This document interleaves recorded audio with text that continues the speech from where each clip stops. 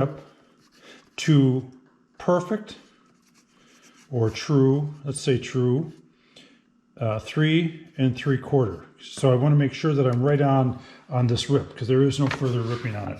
So that's what I'm going to all do here as far as setting up the saw. And again, I try to keep my saw calibrated so I don't do this measuring from the fence over. I just kind of go with that.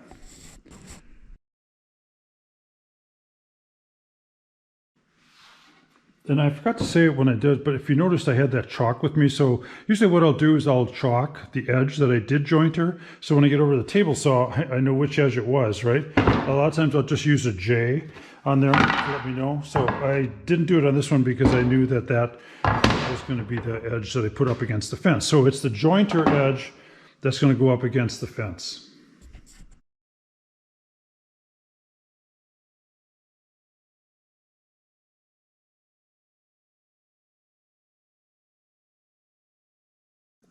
Each end, something like that.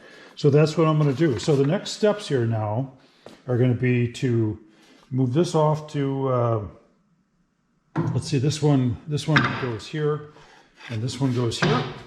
So the next step is going to be to take this and make my tongue on both edges, and then we'll switch over to the other one. I'll cover that. Again, I have automatic dust collectors. So as soon as I turn on my machine, the dust collector goes on. The thing I got to watch for here is that I have enough length, which I do, right? So I have to work some things out.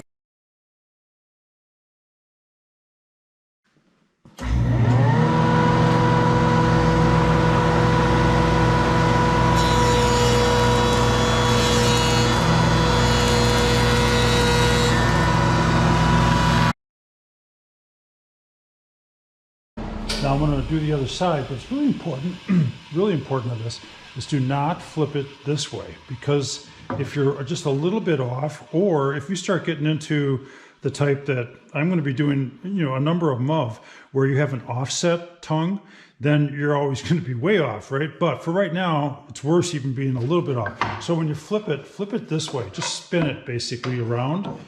And in most cases that'll work. And then that way you have the same distance on each end. Now you may have seen that, but I didn't like that. It took a huge chunk. That's the problem with using scrap wood, right? But it took there was a loose chunk in there, and it made it fly. But this does give you an idea, right? Or it gives me an idea anyhow, of stuff you can do with the web. We could make a web where it has all kinds of notches in it. And as long as there's enough space in there, we could have like arches, right? Have an arch, flip it over, do an arch and an arch, and still run this. And it'll actually still work. So there's things that I just constantly think about when I do it. So that guy is done.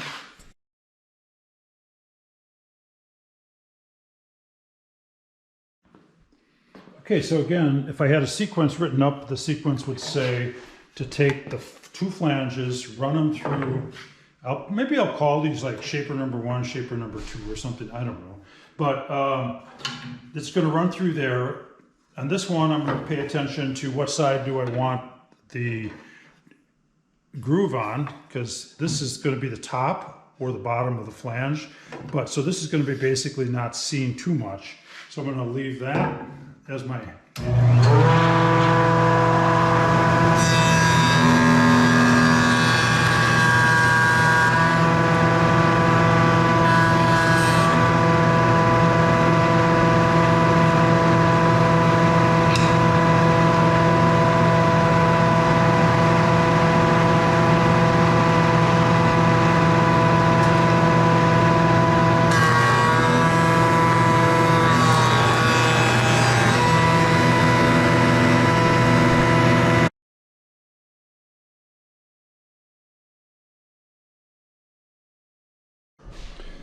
Okay, again, I want to make sure that I could run this side, right?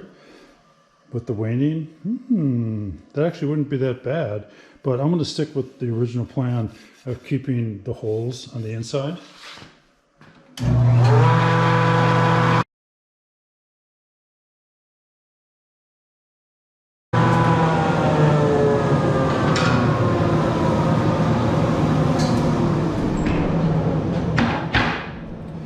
by the way, if you look at the two shapers, this is one of the things I really like about a shaper. There's almost no dust at all, a zip. Same thing with this one here. And once I get everything all set up, if I know I'm going to go with it, then I'll even a lot of times put a board or even something across the top there. That creates a larger suction on the inside. Same thing here. I can run stuff across, and it's from a safety standpoint and otherwise it helps. But the lack of dust is just awesome. So let's just look and see how these have come out. I have one bottom flange, one top flange. I have the web. I put the web in there like that. And this is why I wanted to go to 3/8. When I was doing them at 1/4 right here, they wouldn't stand on their own. That extra eighth really makes a difference, I think, in terms of strength, the glue holding, but it also just helps with dry fitting as well. And so what I have right now is an I-beam that's really starting to take shape. And the dry fitting is really, really easy. I'm looking to see right now, all right, do I have the proper settings? And something doesn't seem right here. It just seems like there's too much of a space, but sometimes that's because that's where I put the board in to the shaper first. So I'm gonna have to take a peek at this and see why there is so much of a gap right here. There isn't down here, but so did something happen? I don't know. I'll figure that out. Otherwise, that's what the purpose of prototyping is to figure out these bugs. All right, so I took a look at everything, and actually I like everything just like it is. So here's a couple of things. So we have the bottom flange, right? I did some measuring on that, and I came up with the same depths that we did during basically the setup.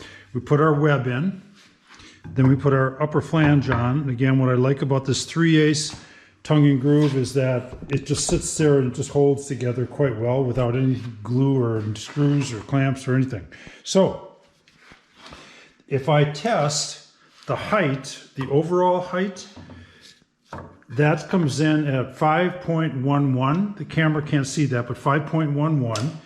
And that's because everything else is perfect except I intentionally made this just a hair greater than 3 inches. Because if I take a 3 3/4, so this is 3.73, so that's it could be, you know, just to the right of the decimal point, it could be just a hair larger, a little wider, that wouldn't hurt. But the important part is this right here, this measurement from here to here. I'm coming up with 3.069. Now that's pretty good, right? Now hardwood, when we fasten this together and we put some pretty heavy clamping on it, then we're going to squeeze these together a little bit, but not much, not on the hardwood. Hardwood's going to stay pretty much put, but pine is going to squeeze even more. So the important thing here is I want to be able to get, and this is, if I measure this comes in at a perfect, well, it comes in at 2.977. So it's about as close as you can get to 3. And then this one here is another piece that I ran through, and that's 3.017. So I want to be able to put 3-inch stuff on the inside and have it be pretty close, but still move a little bit, because there's going to be some stuff where we're going to start going in the opposite direction. And sometimes we're going to want it to slide depending on what it is that we're making, okay?